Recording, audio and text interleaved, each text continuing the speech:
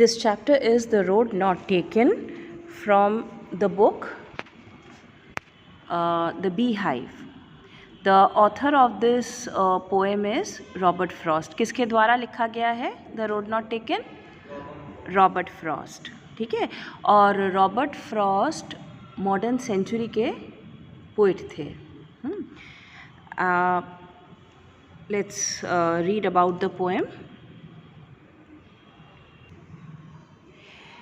देखो, about the poem ये है कि travelling all alone the poet reaches a point where the road is divided into to.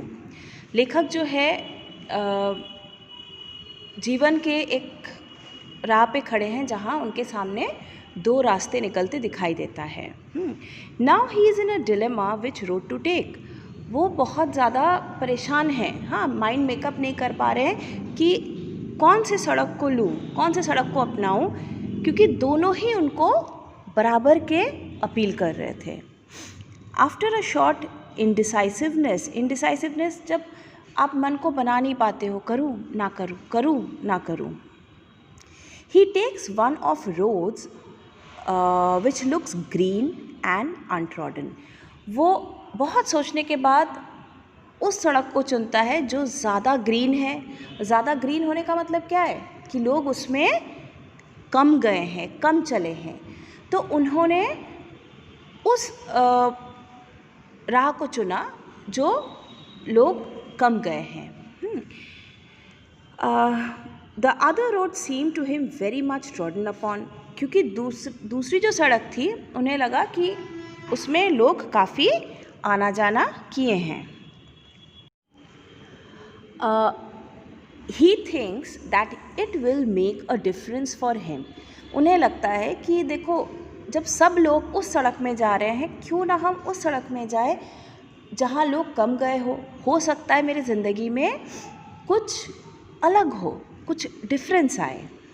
He also thinks that he may travel the other road sometime later. फिर लगता है कि चलो इस सड़क में मैं कभी और आ जाऊँगा, तो क्या इस सड़क को हमको छोड़ना पड़ा. हो सकता है हम आगे बढ़ के फिर हमको मौका मिले कभी ज़िंदगी में वापस उस सड़क में जाने का, तो मुझे कोई एक वो नहीं रह जाएगा कि हम गए नहीं. तो I can try this later, sometime later. However, he knows that he might not be able to do so. लेकिन लेखक को मन ही मन पता है कि ये वो आगे आ नहीं पाएंगे, उस सड़क में वापस नहीं आ पाएंगे. Later he wishes that he could have taken the other road.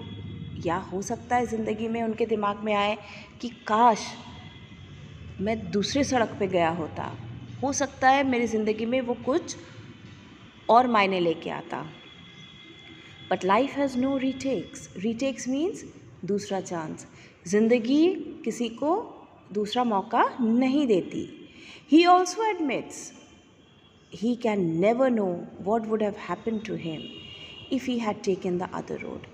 लेकिन इस बात को भी वो मानते हैं कि वो शायद कभी नहीं जान पाएंगे कि अगले सड़क को अगर वो चुने होते तो उनकी ज़िंदगी कैसी होती.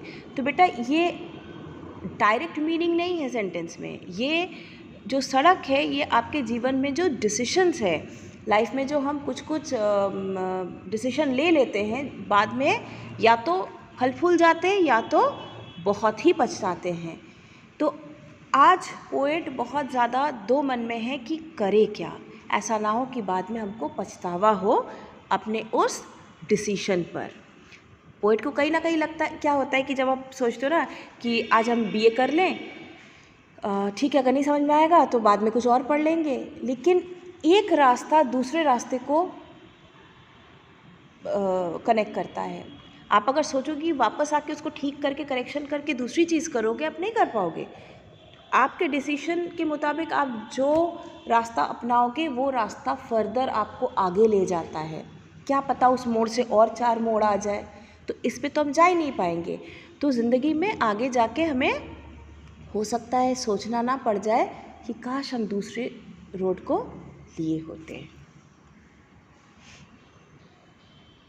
Let's start the chapter. 2 roads diverged in a yellow wood, and sorry, I could not travel both. and be one traveler. Long I stood and looked down, one as far as I could, to where it bent in the undergrowth. Diverged meaning, what is the meaning of diverged? Separated and took a different direction. Suppose आप किसी मोड़ पे खड़े हैं जहाँ आपके सामने दो सड़कें हैं, तो एक ऐसे जा रही है, एक ऐसे जा रही, तो डाइवर्ज मीन्स डाइवर्जन, ऐसे दोनों अलग अलग दिशाएं में जा रहे हैं. Two roads diverged in a yellow wood. What does yellow wood mean? Wood means जंगल और yellow means पत्ते उसमें झड़े हुए हैं. Here yellow means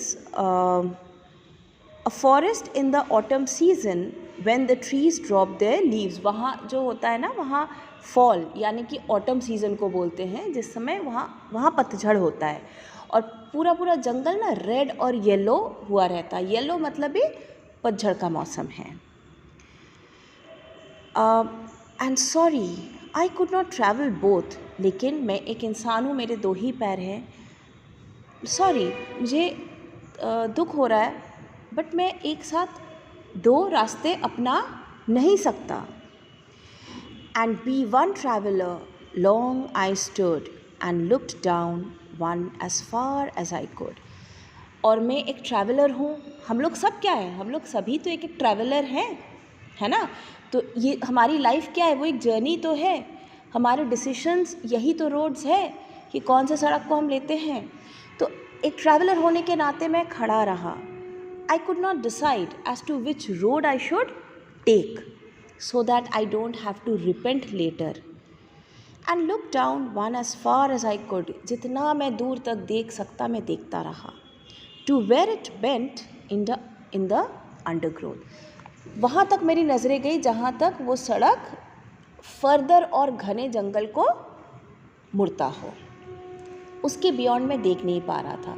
तो इसमें लेखक ये बताने की कोशिश कर रहा है कि हमें जो दिखता है हम उसी को अपनाते हैं, लेकिन उसके बियॉन्ड हमें नहीं दिखता है ना. उसके कॉन्सिक्वेंसेस हमें उसको अपनाने के बाद या उस सड़क पे जाने के बाद आगे दिखता है.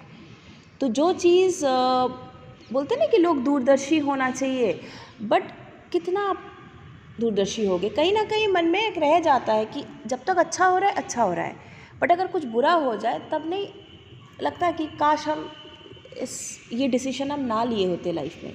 सो the poet is in a dilemma. Fix.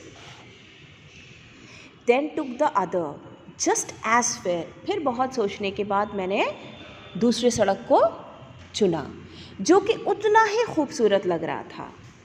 And having perhaps the better claim. यहाँ बेटर क्लेम मीन्स जो कम चले हुए हो सड़क. Because it was grassy. क्योंकि वो सड़क में अभी भी हरियाली थी, पूरा पीलापन नहीं था.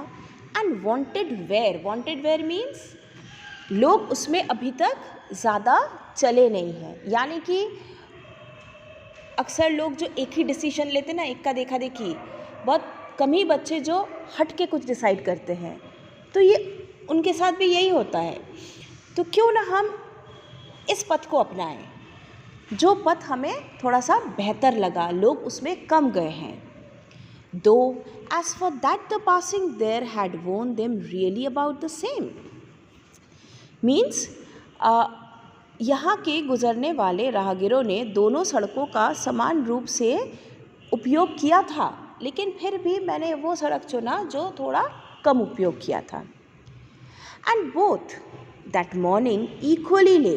और उस दिन का सुबह दोनों ही सड़क को इक्वली खूबसूरत बना रही थी. In leaves no step had trodden black.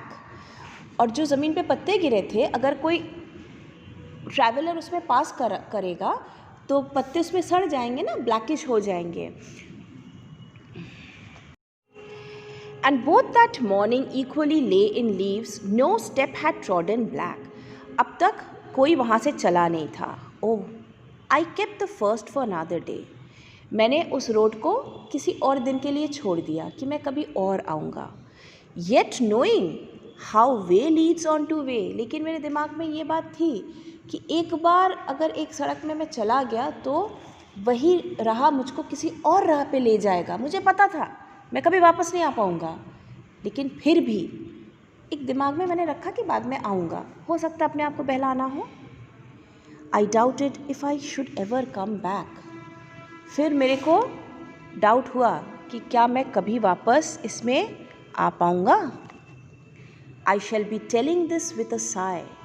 और हो सकता है 20 years down the line, 30 years down the line, जब मैं I will come of age, मैं एक लंबी आह भर के शायद मैं अपने इस तजुर्बे को शेयर कर रहा होऊंगा किसी से। I will be telling this somewhere ages and ages hence. आने वाले कल या आने वाले कुछ सालों में हो सकता है मैं इस अपने एक्सपीरियंस को बताऊं। 2 roads diverged in a wood। मैं अपने नेक्स्ट जनरेशन को बताऊं, हो सकता है मैं बता रहा होऊंगा कि मेरे सामने 2 रास्ते थे, 2 बाइफरकेट हो गए and I took the one less travelled bye. मैंने उस राह को चुना जिसमें लोग कम जाते हो, and that has made all the difference. और मेरे इस डिसीजन ने मेरी पूरी ज़िंदगी बदल दी। जो मेरे ज़िंदगी में डिफरेंस आया, जो मेरे ज़िंदगी में उतार चढ़ाव आए, वो मेरे उस डिसीजन पर बेस्ड था। तो ये एक सिर्फ सड़क की बात नहीं है, ये हर एक इंसान के साथ होता है कि बहुत हड़बड़ी में इंसान को डिसीजन नहीं लेना चाहिए।